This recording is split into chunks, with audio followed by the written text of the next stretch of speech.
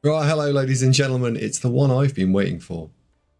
Of all the teams that have come in Blood Bowl 3, so far, Khorne have probably been the one that I've been looking forward to the most.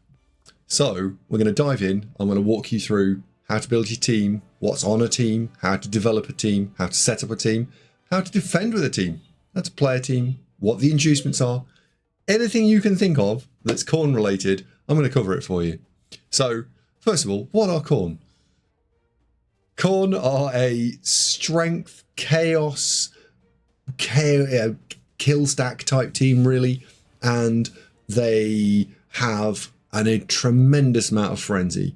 They are bizarrely, I think of them a control team, despite having so much combat stuff, because you have to really control the pitch, and almost everyone has frenzy on the whole team, so you can get into a lot of positional problems, but also you can open up the board in a tremendous way and you can have an awful lot of control on the pitch. So let's kind of look at the team and see what we can get done with the team overall. So first of all, base team. What players do you actually come with on a Khorne team? And there are 4 different player types. We have a big guy, we have 4 Chaos Warrior type players. We have some Khorne Gores, which you would recognise from the Chaos Beastmen team. They're similar. And then we've got some linemen, which do not really fit any of the Chaos teams. And we'll talk about those in detail. These are the filler.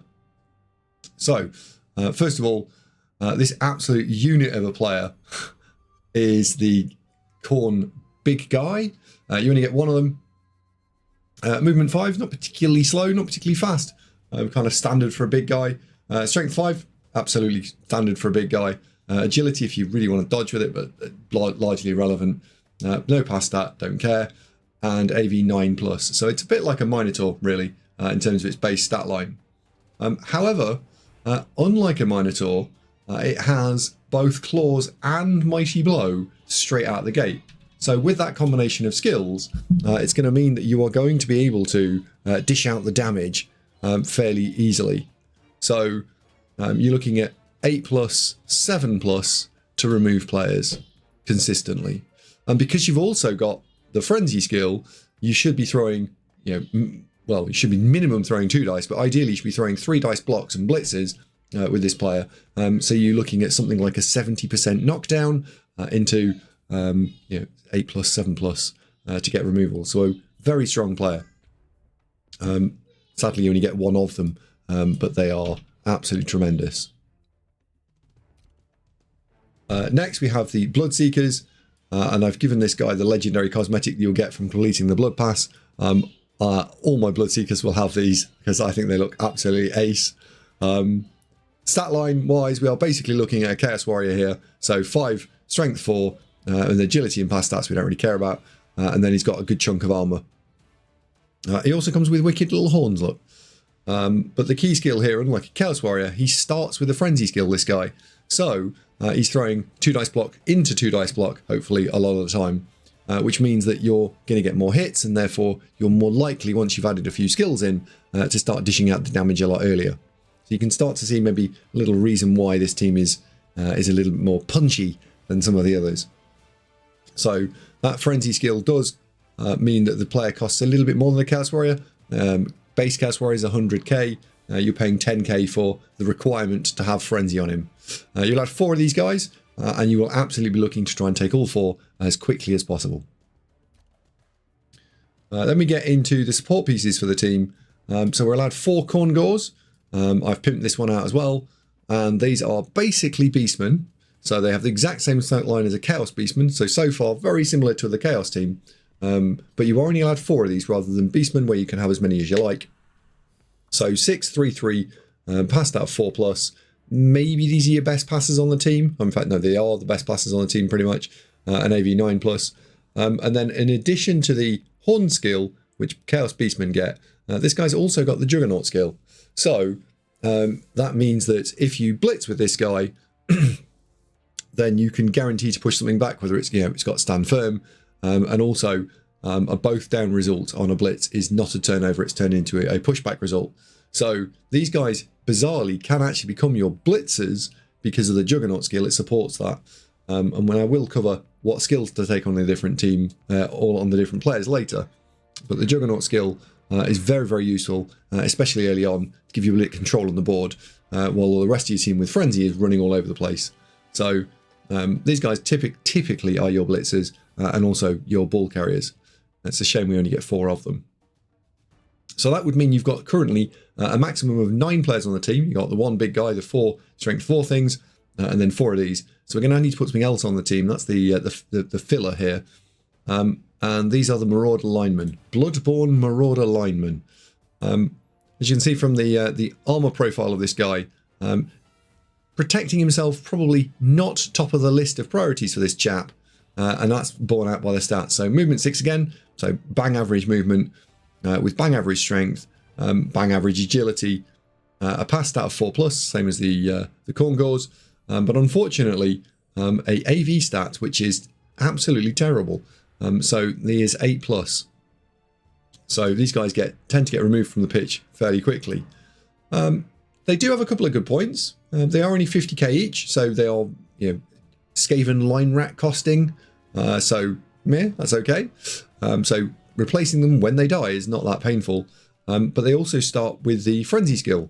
So that's 3 of our 4 positionals, or 3 of our 4 player types, all starting with a Frenzy skill. And while I haven't covered the strength, the skill access on the other players, they do have the general skill access tree on a primary, and they can also get at the mutation tree on a primary. So you can do a couple of interesting things with this player type if you really need to, or if you find that the MVPs are going in this direction. You can do a couple of things, but typically you'll be picking out the general tree. So that introduces you to the player types. Now let's go and look at what a starting roster might look like. And as with all the other guide videos, for all the other races that are covered in Blood Bowl 3, I've given you 3 Khorne starting rosters. So that's the blue section here. So let's go and have a quick look and see what we've got. Before I dive fully into explaining all the different rosters, one thing to note here is Khorne are incredibly expensive as an overall concept. So it is all about trade-offs. All 3 rosters, there isn't a perfect one. There is a trade-off, and it's which direction do you want to lean into your trade-off. So what I've done with this roster is I've put 4 Bloodseekers in, the 4 strength 4 things, because they are the engine room of the team, and you want to be skilling these guys up as quickly as possible. They are absolutely fantastic. And I've given you 3 rerolls. So that's the good bit of the roster. And I've played this roster specifically on Fumble to play through a league, and I found it okay. There was a slight problem though, which is that I'm fielding 6, 7, 8, 9, 10 and 11 all as the linemen, and as I just discussed, the AV value on this team is terrible, so they just died constantly. They'd be missed next game, they'd get broken, and I'd have to replace them. Now the good news is I'm going to replace them because I'm going to swap them out for Khorne Gores almost as quickly as they die. So it wasn't the end of the world, and what I was doing is I kept the 4 big things, kept the 3 rerolls, so I had some actual reliability and I could do stuff, and then I'd be buying a Khorne Gore every couple of games and getting myself up to the 4 Khorne Gores. Now that did mean that I didn't get the big guy for ages, but I did have a fairly reliable roster fairly quickly, and I was able to pull off some good results with this team. So it did work. Whether or not I'd do it again, I don't know. We'll look at the other 2 rosters and maybe you can decide which way you want to go. But you can make this work, and you'll be picking up Khorne Gores almost straight out of the gate. The other thing I did with this, in fact, I probably could do another 10k here, is we can actually buy a little bit more dedicated fan, so you'll get more money income. I'd only do that if you think you're going to be able to do well with the team, because there's no point taking cash if you're not going to win games, because then your dedicated fans will go down almost immediately and you won't recoup the value of actually adding the extra dedicated fans. But if you think you can do well, 3 dedicated fans here to take you up and spend the money is not a bad value proposition. All right, next one is the big guy version of this team. So to get the big guy in, I've dropped one of the Bloodseekers. Big guy, best big guy in game. Well, maybe not. Maybe that's not entirely true, but it is very good. It fits the aesthetic of the team, and it is very good. So I've effectively traded up a Bloodseeker to a Bloodspawn, and while that's cost me a lot of money, I've actually traded down in rerolls, so we're now down to 2 rerolls. But I also got an extra Khorne Gore, so I've swapped 1 Bloodseeker for a Khorne Gore and a big guy, and it's cost me a reroll. So we've got 1 less rubbishy lineman on the field, which is nice. And I haven't tried this roster out myself, but I've had it on good reliability that the big guy Bloodspawn start is pretty good fun, if nothing else, and it will give you some removal. So you will get removed, but now you can also fight back. And I will be planning on start playing this roster out fairly early on in Season 9. So looks a lot of fun, and so far there's not a lot to choose between the two. If you're a new player, I think probably the first roster is probably slightly stronger because having the 3 rerolls will give you more control. If you're more experienced with Blood Bowl as a concept and are ready to try something probably a little bit more tricky to play, this roster will be for you. Right, let's dive into the third one. So the third one, the idea behind this roster is to remove and reduce the number of rubbishy big line people on the team as quickly as possible, so that therefore you're less likely to suffer attrition, and therefore you can spend the money not on just replacing players but actually improving the squad overall. So we've got 4 Bloodseekers and we've got 4 Khorne Gores. This is great for MVP and distribution, because now you've got an 8 in 11 chance of an MVP falling somewhere useful, rather than what we were looking at before, sort of 6s and 7s. But it does come at the cost of rerolls. So again, this is probably one for the more advanced player watching this guide. And your initial pickup is almost certainly going to be the Apothecary, because you've got 8 key players you now want to defend. So get yourself the Apothecary, get yourself the 3rd reroll, then lean into the big guy. So your big guy is probably on game 6 to game 10, somewhere in that window. Now, if you're playing in a league, maybe that's not where you want to be, but that's probably where you're going to end up. So 3 different rosters. I'll be playing roster 2, and I'm going to be playing a little bit of what roster 1. I think in the initial phases of Season 9. But I think all 3 rosters are interesting, and as I say, they are all trade-offs. If you've got a different roster that I haven't included that you think I should have done, please could you leave a comment in the section below, then we can share that out with everyone else. So, setups. How on earth do you actually now position and deploy your Khorne team, and what on earth are we trying to achieve? So, we go to the Formations tab. What I've gone and done here is a generic offensive setup, and it is fine. This is fine. And the idea is that I'm looking at this sort of area of the pitch and saying, depending on where the ball goes, we can get, this guy can go and fetch it here, and I can get to the ball quickly.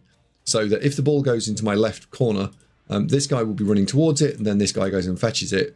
And that means that we've got a player near the ball, hopefully, or on the ball, and we've got a player defending it straight away. And whether you choose to set them up, in any of these 4 squares here is entirely up to you. I want to keep some width, because if I want the opponent to run round me, coming from the middle of the field, to being going diagonally down and then cutting back in again. And I don't want them running through the gap between my line of scrimmage and these wide flanked players. So that's the idea behind having these guys. And then I've put the linemen on the far wings, so if they get a blitz, they're not hitting Khorne Gores, because I think the Khorne Gores are the sort of the blitzers and the key players on your team. You could do something a little bit like this. It's a little bit weaker to the blitz. If the short kick blitz goes here, number 11 is going to get annihilated. But it will give you additional flexibility if the ball goes somewhere in the middle and you want to run some players towards it. I wouldn't go with it particularly, but it is something that you can consider as an option. The other thing to consider, take a note of here, is the line of scrimmage. So I've broadly set all of the strong players on the line, so they're the ones that want to be doing the punching. I'm also assuming that you're going to be blocking on the diagonals. So number 3 would be punching the player stood in front of number 5. Number 2 would be punching the player in front of number 3. and then at some point number 1 would punch the guy in front of number 2. This works best when the opponent's secondary line and third line are not crammed as far forward, and if they are, then it makes the opening line of scrimmage blocks entirely problematic and not something we can go through here. But this is the broad brush strokes, which is I like the strong things on the front, and then the fast things can go and react to wherever the ball gets kicked. Right, defense. I've gone and done a whole heap of defense setups, and most of them are revolving around the concept that this is turn 1 and you're on defense. And I have put, this might be alien to some of you, I've put the warriors on the line, the Bloodseekers.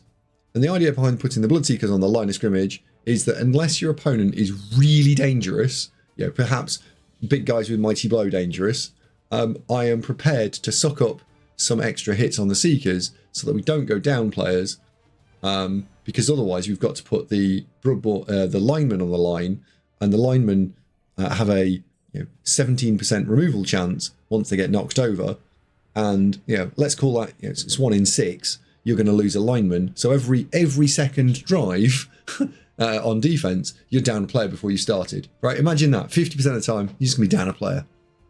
Bit of sad.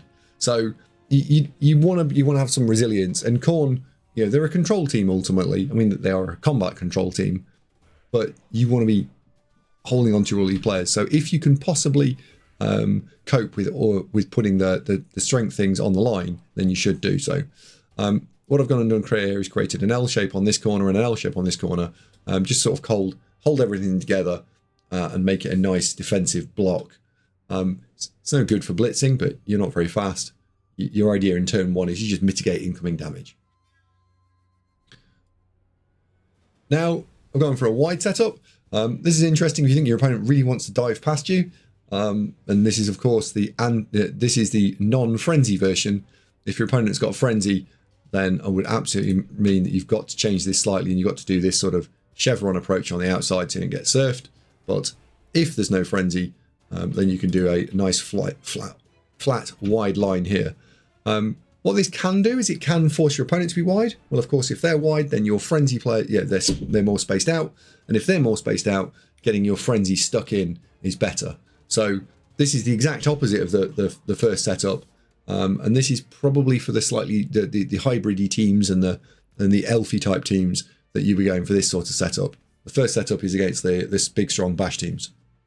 Again, this is assuming that this is turn 1. Now I've gone for assumption that you're playing into a long-term drive, 4, 5, 6, 7 turns or more, but you can't defend your strength things on the line because maybe you're playing into renegades and you're just going to eat 3 mighty blow hits. Well, at that point, we want to hold on to the players we've got, the good ones. So I've created 2 L shapes, and the idea here is that they're just difficult to blitz into. Not impossible, just difficult. And we're protecting the big guy so he can't just get annihilated on turn 1. This comes at the cost of sacrificing either of the flanks, but that's okay. You're Khorne, you like it when people go down the side of you.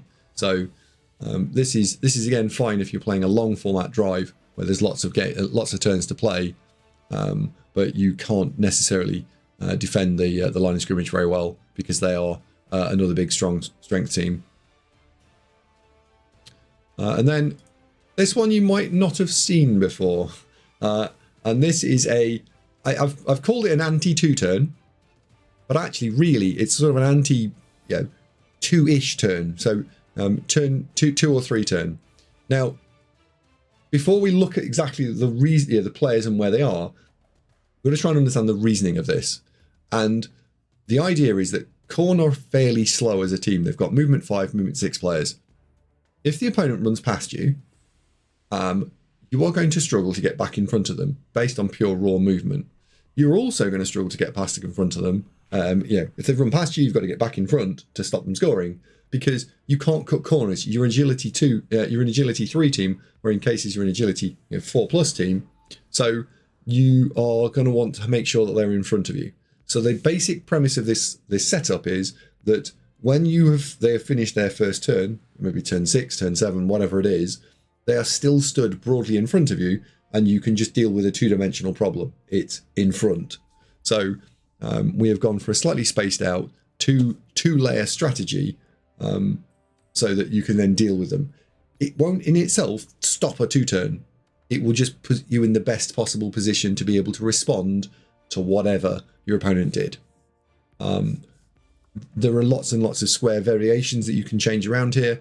And really the thing that you're probably thinking about is where does this front rank of players go? If you bring it too far forward, they'll run past you. And I said, beginning of this, you'll have a problem. If you put it too far back, then they won't advance. You won't be able to get at them because you'll be too far away. So you've got to try and work out where do you think your opponent wants to stand, and then kind of be just maybe around that sort of space and maybe a square or two back from that, so that again they've not run around you. And also accept that they're probably going to blitz either number 4 or number 2. So put those two as your weakest players, and then they're almost certainly also very likely to tag out number 5 and number 3 to stop them responding. So you've really got to think about this drive probably from the point of view of only having 3 players, 6, 7 and 8, that will actually be able to move around and do stuff. So you can have 2 variants of that. You can have them where I put them, or you can bring them in a bit so number 8 can come across to help 4, or number 6 can move across to number 2. It's entirely up to you which way you want to play it. But the narrower you go, the easier it is to isolate 4 with no consequence, or 2. The wider you go, the harder it is for that player to get across to the opposite flank. So, the happy medium is something like I've drawn here, either side of the tram line. And that is all the ones I've done. So, we'll move on to the next section. Yes. Right. Next is player and team development. So, talked about the team, we've talked about how to set them up, we've talked about some rosters. Now let's have a look and see how you'd actually level the team. So, Khorne, we'll go through the players bit by bit. So, a Bloodspawn, if we look at, again, the actual unit himself, he's got Mighty Blow and Claw. He's wanting to punch things. So, the initial skill you're looking to put onto this guy is block. There is nearly no occasion where I take anything other than block. I think the only other skill that you might consider on this is Juggernaut, because he should be blitzing. But Juggernaut costs you 6 star player points, and it says 8 there because it's a second skill, but it would cause you 6. And Block, I think, is 12 star player points, is 12 star player points. So yes, it's twice as expensive. It's also twice as good. So you just want a Block player. After that, if we go back and look at the player himself, the player card, he's got Unchanneled Fury, which means he doesn't move around except on a 4+. And he's also got Loner 4+. So when things go wrong for him, it's not most straightforward to use a reroll to fix it. So both of those things, you probably want to be looking at the Pro skill as his second skill, because for him, Pro is incredibly good. He's always active, he's always awake. You can always use Pro unless he's lying on the floor, and therefore you get a lot of value out of it.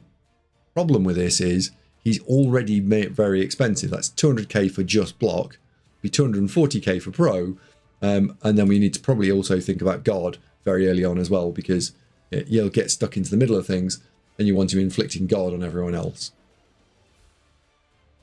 Bloodseekers, at this sort of babyish TV point, there is only one skill to take, so I've demonstrated this here by taking block on both of them. That is your absolutely and only, and do not think about any other skill, it is block. They are throwing blocks, they are throwing 2 dice blocks. You want to be taking the block skill to maximize the ability to knock stuff over. And also got some defensive value. You'll fall over less as well, so they'll stick around. So same with the big guy. Your first skill on the Bloodseekers, it's not interesting, but it's bloody good. It's block. Right, down into the Khorne Gores. Oh yeah, it's block again. So block does work with Juggernaut against wrestle players. It will knock them over. I mentioned at the very beginning of the video that the Khorne Gores are your blitzers. Well, if they're blitzing, how about put block on them then? So it is block, really. So yeah, first skill on a Khorne Gore is block. Yeah. And then the final skill on the final player type is block. So The skill that you take on this team, I could have summarized this, is block. When you have taken your first skill, then we get to talk. So as I wrote on this TV card, it would be TV 1200 to 1300. That's fine. Your first skill is block. I've only managed to still keep the initial 2 rerolls. What I've done here is I've just sort of pepped the roster up a little bit. You might be starting on 3 rerolls, in which case you probably have picked up the apothecary and you're starting to put extra players in. But from a roster development point of view, try and get to the 3rd reroll fairly quickly. And also, you just be adding extra players. This will happen differently each time you play them, because different things will happen to them, different players will die. But yeah, you're looking for as many positionals as possible, and then to get to that magic 3 rerolls. Now we're going to go and look at Khorne in their sort of the mid-team value proposition. This is the sort of 1500 to 1600-ish range. And we can now start thinking about second skills on a lot of players. This is where I think it gets interesting. So I did put guard on the big guy because I think he helped the whole team. And yes, pro helps him, but I think at this point, once he's got block, he needs to start thinking about the rest of his players so that they can throw extra hits as well. So block. On the Bloodseekers, there's only really 2 different skills that you want to be taking. It's Mighty Blow, so when you hit stuff, it stays hit, or it's Guard. So I've demonstrated that on the Bloodseekers, 1 on each of skills. And then hopefully you've also managed to get all 4 Bloodseekers up to block. If you haven't, this is where in game you want to start thinking about handing the ball to them and scoring touchdowns with them. They're actually 4+, and once you've got that magic 3rd reroll, you should be saving one of those rerolls, hopefully, once you're in dominant positions. Here, hold this, right? Make sure you score with the Bloodseekers. Do not leave this to chance. Score with the Bloodseekers. Onto the Khorne Gores, I've built 3. I've suggested here that you've now picked up one. So you've got a rookie one that you've just bought. You've got a new one that's just picked up block. And then we've got 2 that you've probably inherited from earlier in development cycle. And one of those takes sure hands. And then we're going to absolutely need some tackle to try and deal with things like Amazons and elves.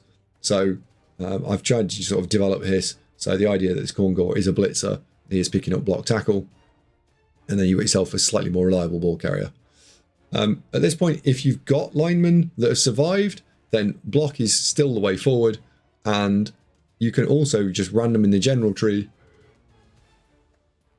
Excuse me. You can random in the general tree. And Dirty Player is also a very good skill, as is Wrestle. Any of those are great. But if we click into them, you'll notice that the primary skills are really limited to general and mutation. There are a couple of interesting mutations in here, right? Horns quite nice. 2 heads is quite interesting. Extra arms can be useful, but ultimately, let's get block on the team first. And honestly, they'll die. So you don't have grand aspirations for these line people. They just drop dead. However, isn't it fun to think about what you could do? Where may you take Khorne? Given that there's no TV cap on the ladder this season, you might sit and say, I'm going to play 1,000 games of Khorne, Strawberry. But if you are going to play an awful lot, where should you be aiming for? So at this point, I've kind of done a little bit of go crazy. You could absolutely take this team to 3,000 TV and beyond. And this is only a flavour of what you could do rather than an all-out maxed up, pimped out team. So the Bloodspawn, I've added a couple of extra skills. We've gone and put the block guard in there. I then did put pro on it because I think that's fantastic. Defensive on a strength 5 thing with guard is absolutely insane. So let's put another secondary skill on that. So you've got 3 secondaries. This is absolutely insanity. If you wanted to put yet more secondaries on, then let's just put dodge on there as well, right? Because why not? It's now a blodge, stand firm, guard, pro. I mean, this is just an animal of a player, but it's also 360 TV. So yeah, this would be insane. And only 2 of the skills are actually primary skills for it. On the Bloodseekers, we kind of want a selection of all of this. So I've laid it out across individual players so that you can see that it's almost impossible to get absolutely everything you want. So you're going to have to start picking and choosing. I haven't built one perfect player and then replicated it 4 times. So on the first Bloodseeker, we built this into a bit of a combat unit. We've got block, of course, that's how we started. Then we lean into the Mighty Blow. And then I've put guard, stand firm, and claw. You probably wouldn't take it specifically in that order. You'd probably go block, Mighty Blow, claw, guard, stand firm. Stand firm is your finisher. And you've still got one skill that you can take. So is that dodge? Is it defensive? Is it earn hard skin? Is it an AV increase? There's an awful lot of stuff that you could take on this player. But broadly, block, guard, Mighty Blow, your holy trinity. And then you're adding a couple of extra skills on top, just for either extra damage or extra control. Next player, I changed this out and I took claws out and I put defensive in. An incredibly strong defensive player, this one. And it could have taken stand firm out and put left claws in. So it just demonstrates that there are an awful lot of skills that are very strong on this player. And if you're lucky enough to get 6, brilliant. On this one, this is just a sort of a basic one. We didn't even manage to finish leveling this guy because in the real world, all 4 of them won't level at the same pace. So I've just put claws on this one. And then if you're going to play sort of upwards of 50 games, then this is something else that you want to be considering, which is that armor value and iron hard skin. These 2 things stack and they are absolutely cumulative. So armor value is just your ability to not get removed. But iron hard skin has had an interesting change over the last few months with Games Workshop reworking Chaos Dwarves. And I think I'm sort of sat in front of the tooltip a little bit.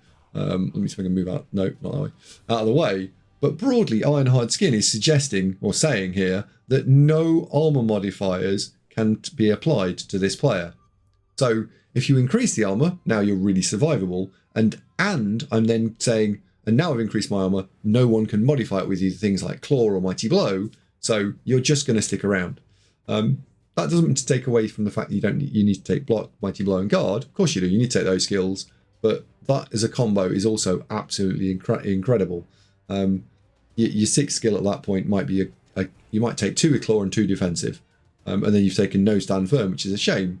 But this is an incredibly powerful combination, but only if you're going to play an awful lot of games. So bear that in mind. That's probably for your perpetual ladder, or the fact that this is the best team in the game. I'm going to play a million games. Onto the Khorne Gores, you can see that I've built 3 kind of different Khorne Gores here. With the idea that we had a blitzer, I've gone and taken block and tackle. I've also then put mighty blow on it because it's a blitzer, and you can never have too much guard on Khorne because of the number of blocks you need to be throwing. So it's a blitzer with a slightly support function element to it, and it has got guard. Onto this Khorne Gore. So we've got block, we've got tackle. The tackle probably could actually come out, and you could then start changing that around a little bit. I've got 2 heads and extra arms, so this is mostly an elf, albeit it doesn't look like one. And then at that point, you'd also then start saying, I want to start putting stats onto this player. So you'd start putting the movement in there. And ultimately, you'd probably actually go with double movement rather than tackle. But this would be a ball carrier type player. Very, very strong, very, very good. And then your last 2 Khorne Gores, because this is already 2300, players will die, you will be having to replace them. I've gone for just 2 block guard Khorne Gores. I know it's a little bit boring, but the fun stuff is already in the top order. So 2 block guard Khorne Gores, very, very good. I didn't take any of the linemen past 1 skill because I just don't think you're going to get there. Block, wrestle, and dirty player, as mentioned previously, are the 3 core skills that I think you want to be rocking along with. If you really, really do get them past that, then some of the mutation skills can be fun, but yeah, they'll just die. I just don't expect you to get there much further than that. And focus on these 3 core skills here. So that's your no limit. The last thing I wanted to cover over was the ability to look at inducements. So we're going to have a quick look friendly match. I'll play it hot seat. And we'll see what inducements we might get or what inducements you want to be going for. So, whoops.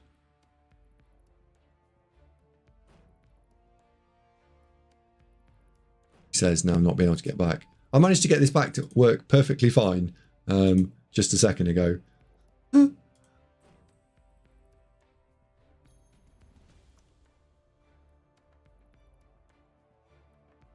I can't make it go back. Oh well, we won't in that case look at inducements on the actual inducement screen. What we'll do is we'll just talk about inducements now. So inducements for Khorne are, you won't get any because you're incredibly expensive. So that's all I was going to actually say. There are no good inducements for Khorne because you're so incredibly expensive, you just won't get any. If you do, then then Jesus, you're in trouble, but you'll get, it's basically star players. So there is Skylar at some point, I imagine, which is around the 200k mark, and that is a second big guy with quite a fun once per game mechanic. And then you've got Lord Borak that you can take, and he has his Dirty Player 2, so you'll be looking at trying to combo that with a bribe. Or if you're really into that sort of realm, then you'll be looking at taking Morgenthau and trying to dish out the damage there. But because you're so expensive, I just don't see you picking up inducements in any meaningful way. That's where we're at with inducements. For gameplay, in terms of how to play them, that is going to come in Season 9, and I will be doing a arena run, so we can run through how to play them both on arena and effectively, therefore, at tabletop. Then I'll be doing a short form sprint ladder, and then I'm going to do a long form ladder where we try and play them through at least one redraft cycle. So if you're playing them in a league, you can see that as well. So if you want to see gameplay footage, please come and watch the Twitch channel, or just follow, press the follow and the like button, I think it is on YouTube, so that you can then see the content that I'm going to be pushing out every day for the next couple of weeks. It'll all be Khorne related. So, with that in mind, thank you very much indeed for watching, and I will see you over the next week or two, I hope. If you have any comments whatsoever, or you think I've missed something, then please say so in the comment section below. It is always interesting to read what you guys have written. So, until next time, thank you very much. We'll see you soon.